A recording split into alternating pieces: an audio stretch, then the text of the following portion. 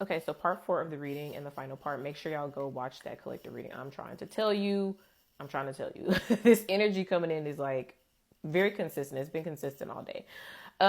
So like I was saying in the previous part of this reading, there has the energy that has been repressed. There is something about a collective of people, especially masculine energy, that's having to face whatever that repressed energy is, facing the shadow, facing the actual truth.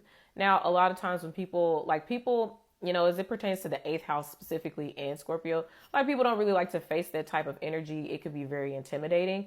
But if you are somebody that embodies transformation and you surrender to it, or you have like a significant Scorpio placements, you understand that this is a part of the process, which means that you can manage that energy better. But people who are uninvolved, or people who were being avoidant or not really facing the truth, now this energy is like almost forcing it to come out, because once someone gets to a certain point when it comes to like the repression, it will leak out even if they're not trying to. So that's just something to keep in mind about what's happening in the field. But like I said, a lot of what's happening with the masculine energy is trying to make decisions or put actions towards certain things in order to find some type of release for this energy, this truth, or whatever it is that they have been like repressing like very heavily. Okay. So let's see, anything else that spirit wants you to know. Just know like this time of the year, this time of the season, and this is the thing, this energy is going to carry over for months. Okay. Even after Scorpio season has passed, we'll see like ripple effects happen. But that's like I said, that's why during Scorpio season, once once we get into this energy full throttle, a lot of stuff gets exposed. Truths come out.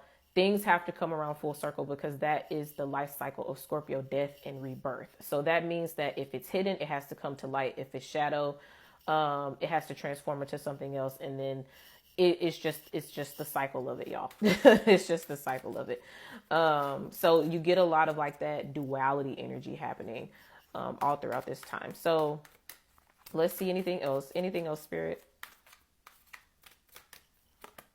Page of Pentacles, the Ace of Wands, the Star. So definitely what I would say for many of you is that you do have new opportunities coming in. There's things that you could possibly invest in, or people wanting to make certain offers to you, or really wanting to be in connection with you, or make, invest in you in some type of way.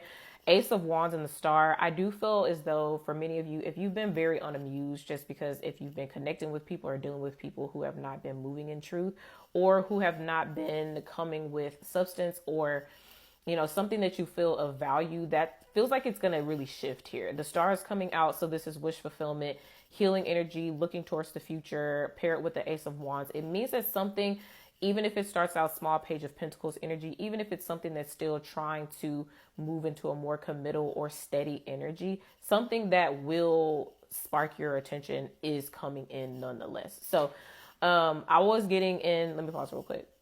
I was getting in the collective reading today that many of you have been very unamused in general, or very bored or disinterested in the things that people have been coming at you with, like especially if it pertains to love. Like maybe you're just not interested in certain people or certain things, and it's just because you're in a different phase in your life at this point.